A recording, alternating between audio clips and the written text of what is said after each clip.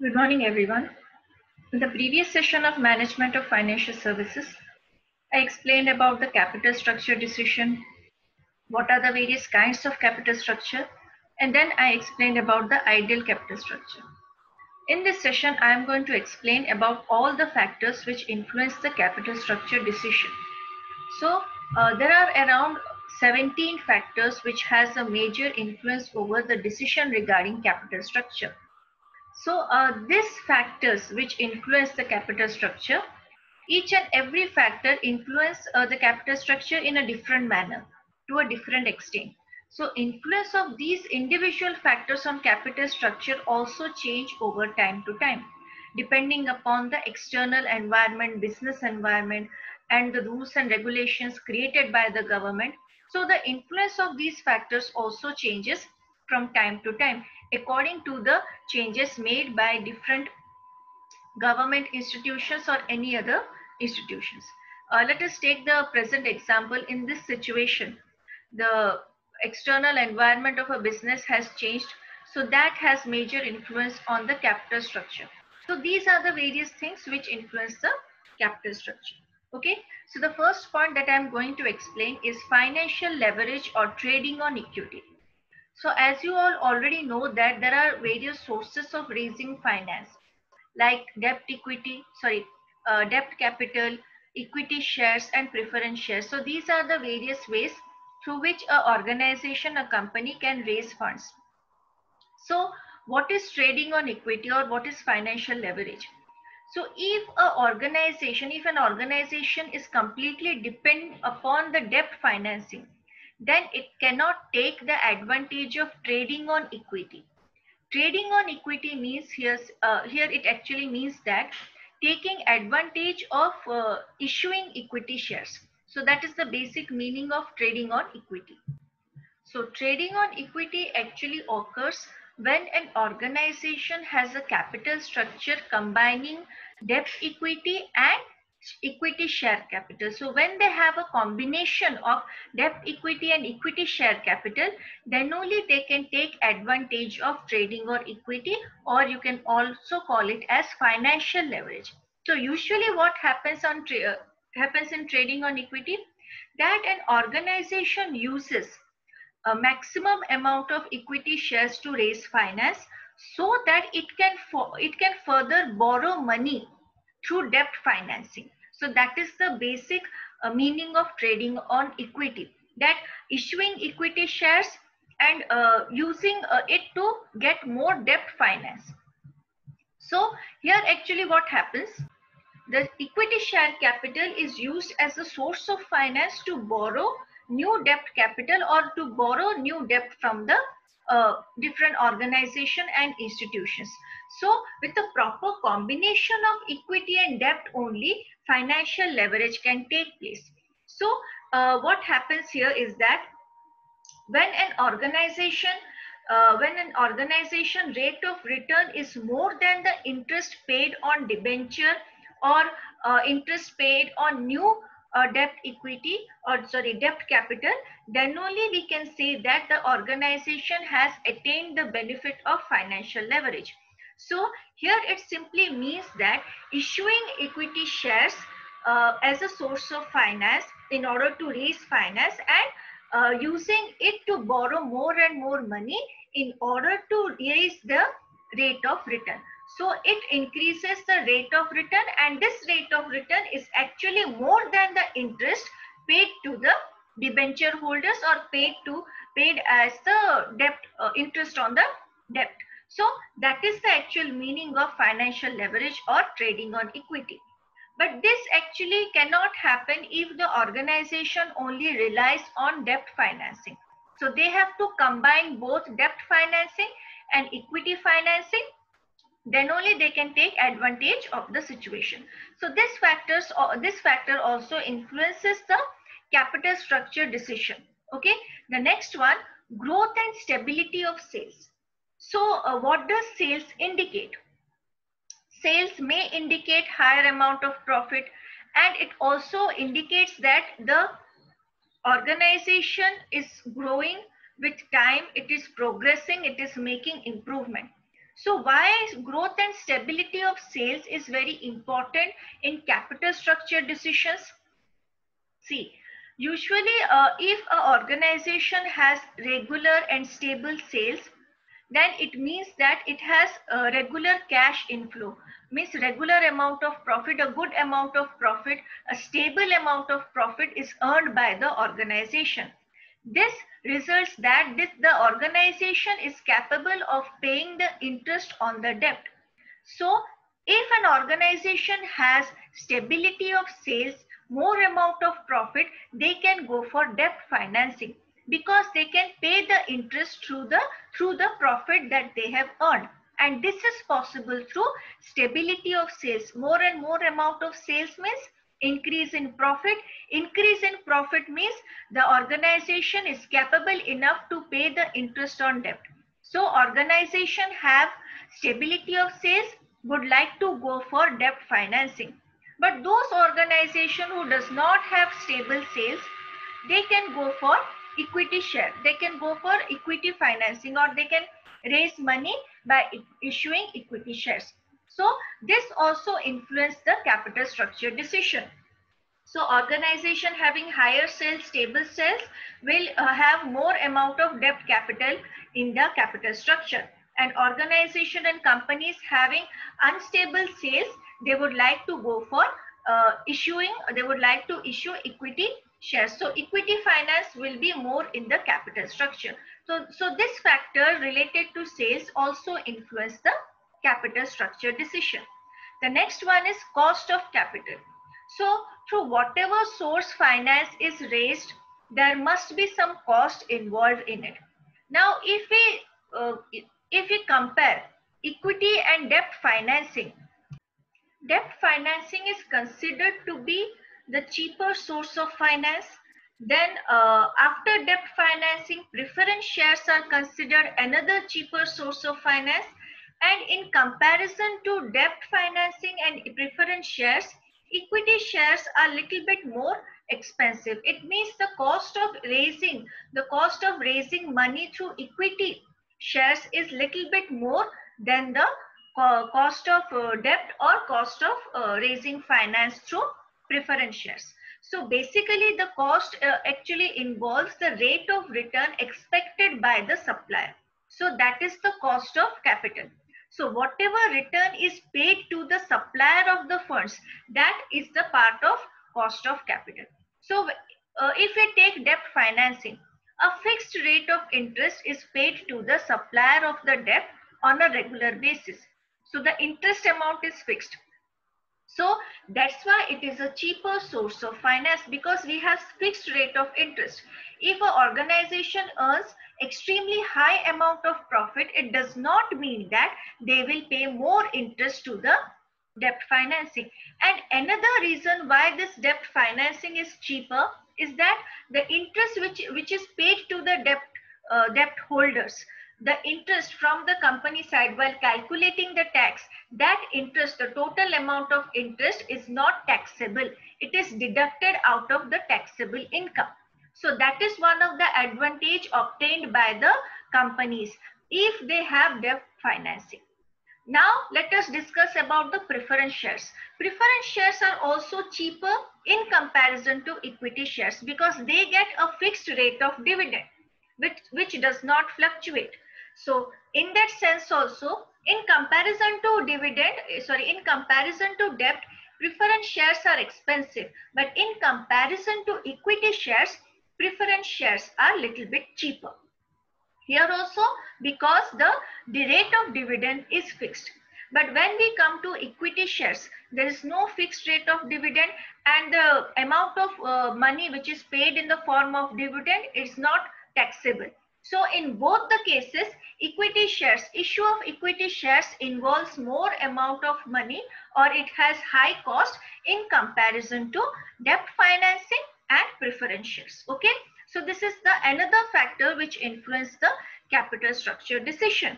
So if an organization wants to get finance from a cheaper source, then they can go for debt financing, or they can choose equity shares if they do not want to pay regular amount of interest to the debt holders, or they do not want to pay regular fixed dividend to the preference shareholder. So the cost of capital is another factor which has major influence over the capital structure decision. Another point here says that the next point is risk. Now there is also risk involved in each and every source through which finance has been raised by the organization. So usually there are two types of risk which are faced by every organization. So the first type of risk is business risk. Business risk occurs either due to internal issues, internal factors, or external factors. So business risk usually means the decrease in the amount of profit due to internal or external factors. So why do an organization has less amount of profit? There may be because of some internal issues, like the planning was not appropriate, the production was not completed on time, there was some problem in sales and distribution aspect. So due to some internal inefficiency of the organization, the company may have some reduced amount of profit, may earn less amount of profit, and that comes under business risk, that is earning less profit, or reducing the or decrease in the amount of the profit. And this is because of internal risk, inefficiency within the organization, or certain problems, breakdown of certain machinery. So that may be the reason behind the business risk. Another external factor also affects or also has influence on business risk is that, for example, because of some external unavoidable situation, the organization is not able to do its business properly. For example, let us take the example of present scenario. Because of the surroundings, because of the strictness within the activities, business activities, many organization, many companies have faced losses, and this kind of factor, external factor, cannot be controlled. It is beyond the control of an organization. So business risk business risk includes happens either due to internal factor or external factor, and external factors are almost all the time beyond the control of the organization. So that is the reasons, these are the reasons behind the business risk. Now what is financial risk? Financial risk is related to capital structure.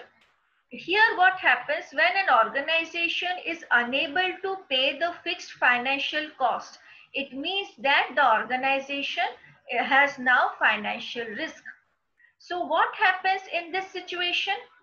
If an organization fails to pay the fixed financial cost, that is a fixed cost, that is the interest that they are supposed to pay to the debt holders, or the people who have lent money to the organization, if an organization fails to pay that amount of interest, then we can say that the organization is going through a financial risk.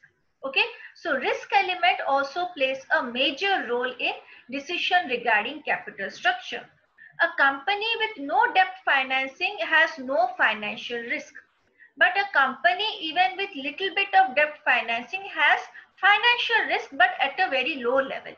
So here it clearly says that having a debt financing within the capital structure may lead to financial risk. So this is also very important aspect in the capital structure decision. If an organization does not want to have any kind of financial risk, they would only go for preference shares or equity shares as a source of finance. But if the organization is ready to take or bear the financial risk, they can go for debt financing. And to what extent they are ready to take the risk, they will also increase in that extent the debt financing. Okay. The next one is cash flow and ability of debt service.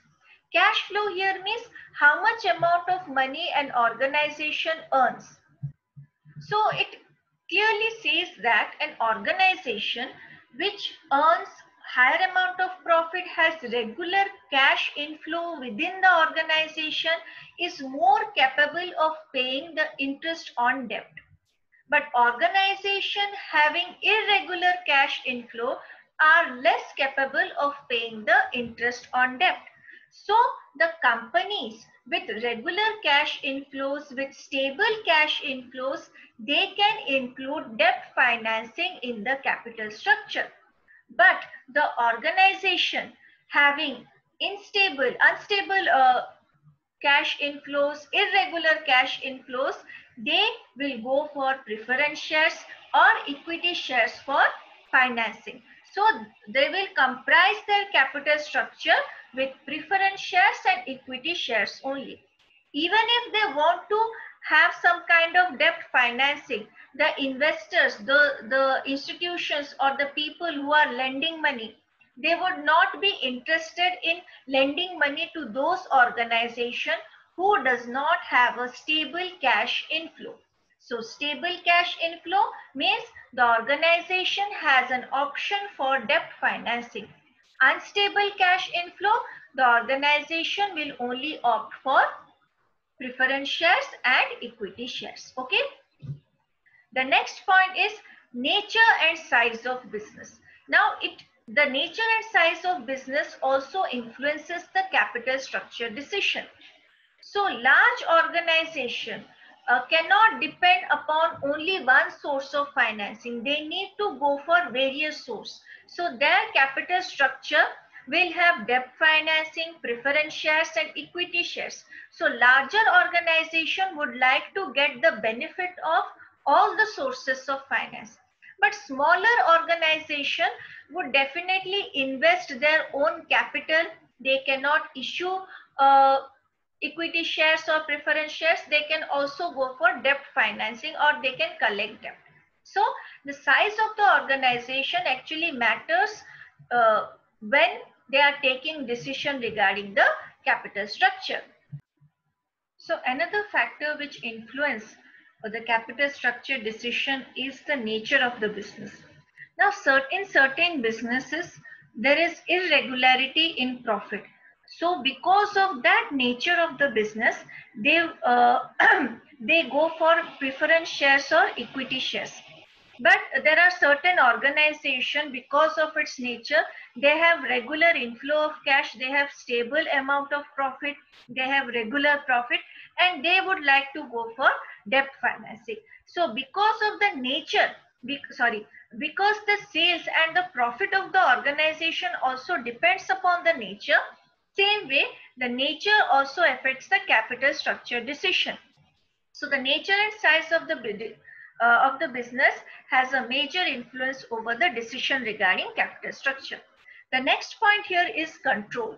See, as you all already know that when the organization issues equity shares, the equity shareholders become the real owner of the company and they have a voting right. So the control is diluted. The equity shareholders also have certain amount of control over the organization.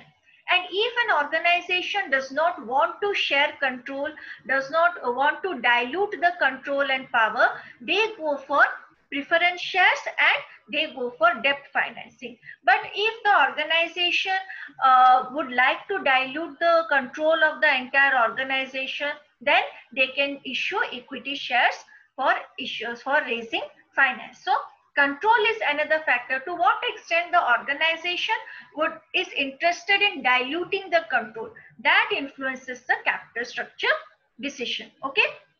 The next one is flexibility. So in every capital structure, flexibility is the most important aspect, because however means to what extent the capital structure is created, whether it is debt financing, equity or preference, whatever may be the combination, it must have flexibility so that necessary changes can be made. So how can an organization create a capital structure with proper flexibility? So first of all, they can issue redeemable preference shares or redeemable equity, or convertible debentures, which can be converted into equity shares after some number of years, after a certain point of time. Or they can also issue redeemable preference share, means after a particular point of time the preference shares can be redeemed, the entire amount of preference share will be paid to the shareholders. So these kind of features actually give flexibility to the organization, that when there is not a requirement of debt financing, they can convert the debentures into preference shares. When preference shares can be easily redeemable after a certain point of time, so that they don't have to keep on paying them dividend. So that is the that these factors actually bring flexibility in the capital structure. So this element also has major influence on the capital structure decisions. The next one is requirement of investors. Now investors are very important because they are the people, they are the institutions who invest money in the organization, who purchase equity shares, who purchase preference share, and who purchase dividend. Now there are various types of investors. Some investors are risk averse, they completely avoid risk. Now these risk averse are very much cautious regarding their amount of money which they have invested. They do not want to lose their money. So this cautious and risk averse investor would always like to invest in debenture because they get a regular interest, and after a certain point of time they will get the entire amount of debenture back. So this debenture is the best a type of investment for risk averse and cautious investor. Now there is another category of investor, that is bold investors. Bold investors would always like to take risk, so they would like to invest more in the equity shares. They would like to have control over the management to some extent, so they prefer equity shares. And there are also less cautious investors who prefer preference shares, because preference shares are not completely risk averse. They have some amount of risk, they come after debenture holder, but they are also not having high risk element like equity shares. So investors who are less conscious, who wants to take little bit of risk, they invest in preference shares. But investors who would like to take more risk prefer equity shares, and the investors who like no risk at all or extremely low level of risk, they invest in debentures. So according to the investors available, the company needs to fix their capital structure in that manner. If they have more bold investors, they can go for equity shares.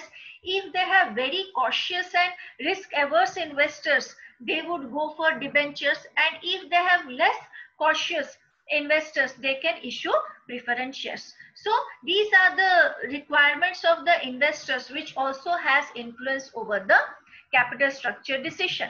The next one is capital market condition. See, market condition are not always stable. They are not constant. They keep on changing because of various factors.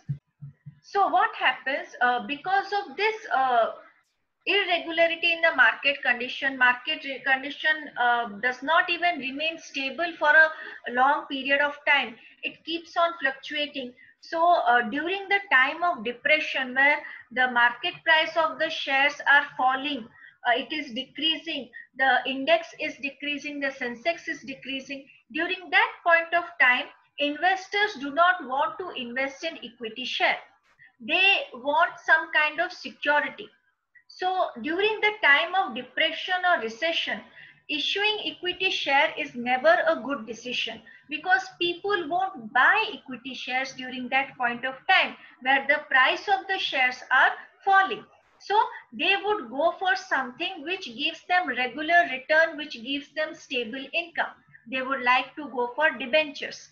But during the prosperous time, when the share price is increasing, the market is in very good condition, where the market price of the shares keeps on increasing, that is the time for issuing equity share. More and more number of people would be interested in buying those shares.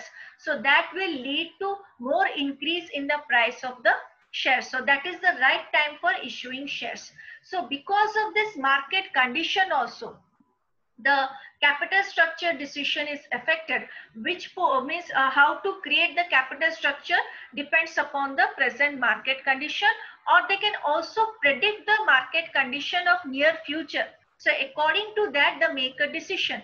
What should be the amount of debt financing? What should be the amount of equity share or preference share? So this also plays a major role in decision regarding capital structure. The next point here says that asset structure. Asset means the how much amount of fixed asset the organization has and current asset.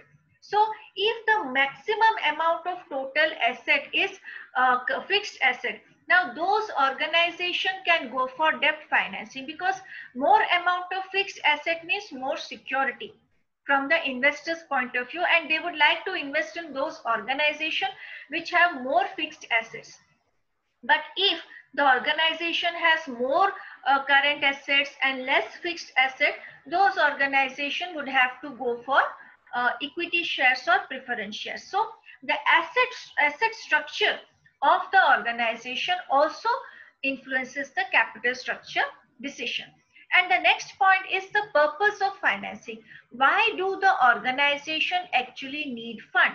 Now, if an organization needs fund so that they can increase the amount of profit, they can invest in some, we can say, some kind of proposal or project. So with this debt financing, they can actually get more amount of return. So when the financing is not to some extent permanent, they go for debt financing. So when an organization requires the finance for some productive purpose, which will increase the profit, which will increase the rate of return, so for that reason, they can go for debt financing, because they will raise finance for productive financing for productive reasons. Then the profit will increase and they can return, they can increase the rate of return and pay the interest to the debt holders from those investments. So productive investments, if the purpose of financing is productive investment, then the organizations go for debt financing. But if the investment is for a permanent in nature, which will include, or we can say, inclusion of some assets or something, so it is not very productive, but this kind of finance is permanent, so they need to go for equity or preference shares, because equity financing is permanent source of financing. They do not have to redeem them. After liquidation only, the equity shareholders will get some amount of money back, depending upon the situation, how much money have been collected after converting fixed assets into liquid assets. So that is a different thing. So for if the organization want financing for permanent reasons, for permanent purpose, then it is better to have permanent source of financing, that is equity financing. So there are also around 5 or 6 points. So in this session, I have explained almost most of the points of the factors affecting capital structure. In this next session, I am going to explain the remaining 5 points of factors affecting capital structure decision. And I will explain another topic, that is called principles of capital structure. What are the principles which has major influence on the capital structure decision? So in this session, I have nearly completed about all the factors. In the next session, I will complete the rest of the points. So that's it for today. We will meet in the next session. Thank you.